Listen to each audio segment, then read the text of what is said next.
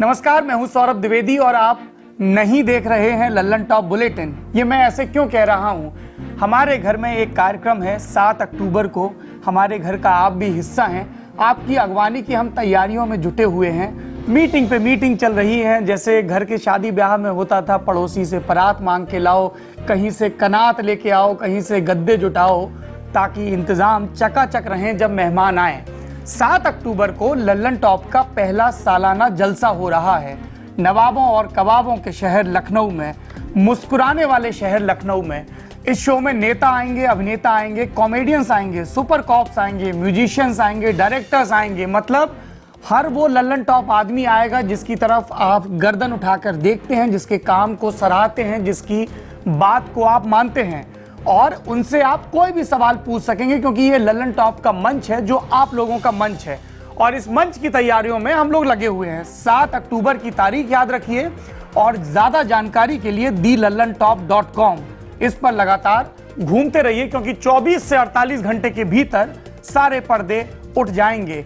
और आपको अपना रूमाल सबसे अच्छी सीट पे रखना है तो लल्लन टॉप की वेबसाइट पर नजर बनाए रखनी होगी। और ये सबसे चौचक शो इसलिए भी होने वाला है क्योंकि ये आपकी भागीदारी वाला शो है और इसमें ऐसे लोगों को बुलाया जा रहा है जिनके साथ आप कनेक्शन फील करेंगे।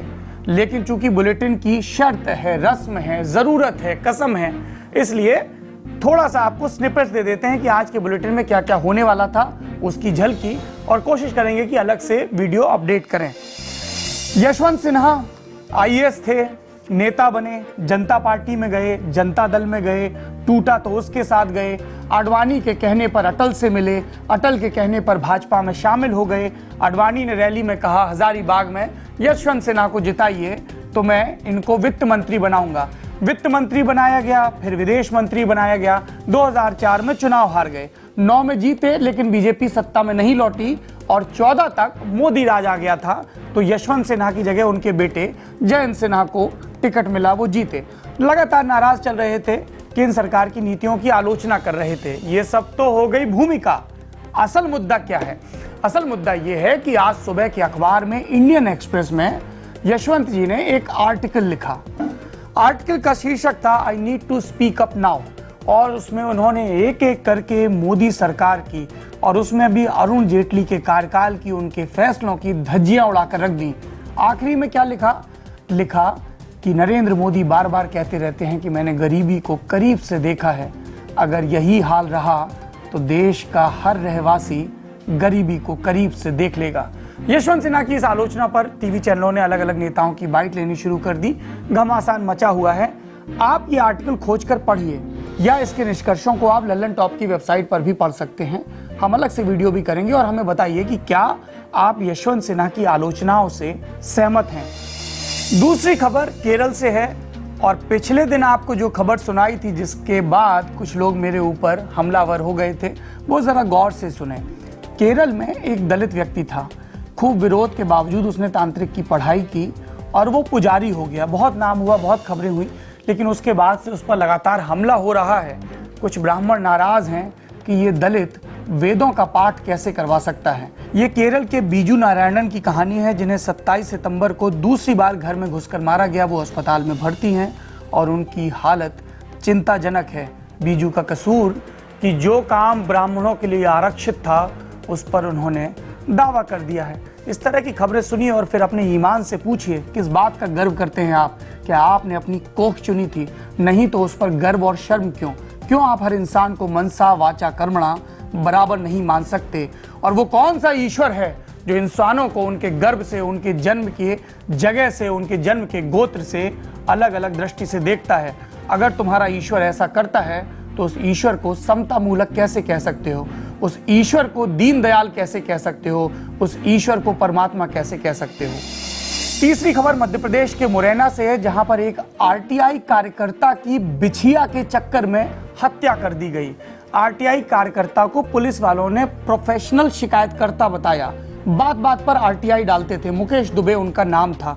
26 सितंबर को उनकी हत्या हुई और मुरैना पुलिस ने 24 घंटे के भीतर केस सुलझाने का दावा किया। मुरैना पुलिस का कहना है कि इन्होंने एक आरटीआई डाली थी ग्राम प्रधान के खिलाफ। उसमें इन्होंने कहा था कि ग्राम प्रधान ने, जो कि एक महिला थी, जब अपनी संपत्ति की घोषणा की तो उसमें बिछिया का जिक्र नहीं किया।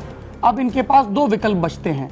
अगर इन्होंने बिछिया का जिक्र नहीं किया तो फिर ये शादीशुदा नहीं है, अगर ये शादीशुदा नहीं है तो ये अमुक की पत्नी कैसे हुई, और अगर इनके पास बिछिया है तो उसका जिक्र उन्होंने अपने प्रतिवेदन में क्यों नहीं किया। इससे जुड़ी उन्होंने एक फेसबुक पोस्ट भी की थी जिसे बाद में डिलीट कर लिया। लेकिन प्रधान जी का परिवार खुन्नस में आ गया और बतौर मुरैना पुलिस उन्होंने इस आदमी को पहले अगवा किया, फिर इसकी हत्या कर दी। बहुत सारी थ्योरीज सामने आ रही हैं। मेरे साथी निखिल विस्तार से आपको इसके बारे में बताएंगे। मुकेश आरटीआई के जरिए दूसरों का भ्रष्टाचार सामने लाते थे, लेकिन उनका अपना रिकॉर्ड बेदाग नहीं था। उनके खिलाफ दर्जन के करीब आपराधिक मामले थे, जिनमें से कई क्रिमिनल केसेस भी थे। इसीलिए जब उनकी मौत की खबर आई तो इस तरह की थेरीज चली कि वो आरटीआई के जरिए जो जानकारी इकट्ठा किया करते थे उससे लोगों को ब्लैकमेल करते थे।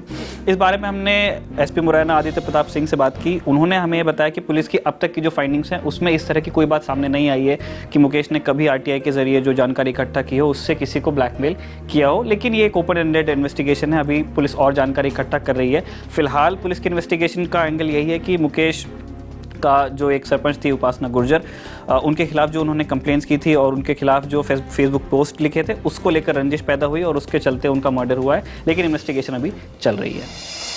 तीसरी खबर के लिए पाकिस्तान चलते हैं, अतीत में चलते हैं। 24 मार्च 2004 लाहौर का गद्दाफी स्टेडियम, भारत पाकिस्तान के बीच 5वां वनडे हो रहा था। 2-2 से दोनों टीमें बराबरी पर थी।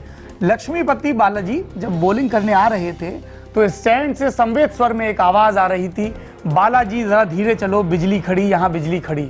ये लक्ष्मीपति बालाजी का जलवा था, जो खतरनाक फास्ट बॉलर बनना चाहते थे, बने भी, लेकिन जब मुस्कुराते थे तो विरोधी निशस्त्र हो जाते थे। लक्ष्मीपति बालाजी जिन्होंने इसी ऐतिहासिक मैच में शोएब अख्तर की गेंद पर कमाल का तौल के छक्का मारा था। लक्ष्मीपति बालाजी जिनका आज जन्मदिन है। अमूमन हम अंत को हल्का फुल्का रखने की कोशिश करते हैं, लेकिन आज बात गंभीर है। हैदराबाद में एक रैकेट पकड़ा गया है जिसके सिलसिले में लगातार गिरफ्तारियां हो रही हैं। अरब के देशों के कुछ शेख यहां आते थे और हमारे हिंदुस्तान की बच्चियों को औने पौने दाम पर खरीद कर ले जाते थे अपना सेक्स गुलाम बनाने के लिए, और उसमें उनकी मदद करते थे हमारे ही मुल्क के काजी कुछ दलालों के जरिए इन बच्चियों को कभी नॉर्थ ईस्ट से, कभी दूसरे गरीब अशिक्षित इलाकों से खरीदते थे, उनसे सादे कागज़ों पर दस्तखत करवा लेते थे। फिर 70-80 बरस के बूढ़े, कुछ मामलों में तो देख नहीं सकते ऐसे शेखों को जिनकी 10-10, 11-11 शादियां हो चुकी हैं, इन बच्चियों को बेच दिया जाता था फर्जी पासपोर्ट और वीज़ा के ज़रिए। उन्हें ज़िंदगी भर महज मांस का एक पिंड बने रहने के लिए विदेश में जमा करवा दिया जाता था, जैसे चीज़ें जमा करवाई जाती हैं, चीज़ें भेजी जाती हैं। पुलिस इन पर लगातार कार्रवाई कर रही है, लेकिन ये पूरे समाज के लिए सोचने की बात है। क्या भारत एक मंडी है जहाँ पर कोई भी आए और सब्जियों की तरह लड़कियों को खरीद के चला जाए?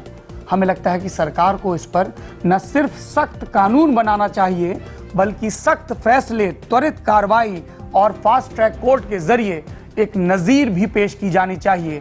किसी भी इंसान की ट्रैफिकिंग मानव सभ्यता के सबसे जघन्यतम अपराधों में गिना जाता है और गिना जाना चाहिए, क्योंकि तब इंसान नहीं रहता, एक वस्तु बन जाता है जिसका विनिमय एक कीमत देकर किया जा सकता है और फिर मनचाहे ढंग से उपभोग भी। thelalantop.com। अमूमन हम आखिरी में आपसे अपील नहीं करते हैं और इसलिए इधर आपके दोस्तों ने हमारे चैनल को सब्सक्राइब करने की रफ्तार थोड़ी सी मंदी कर दी है। मंदी से तेजी की तरफ बढ़िए। फेसबुक पर वीडियो देख रहे हैं तो पेज को लाइक करिए, औरों को बताइए, मित्रों को टैग करिए, अपनी बात कहिए कमेंट बॉक्स में, और यूट्यूब पे देख रहे हैं तब भी इस सिलसिले को कायम रखिए। चैनल को सब्सक्राइब करिए और घंटी टंटना दीजिए। शुक्रिया।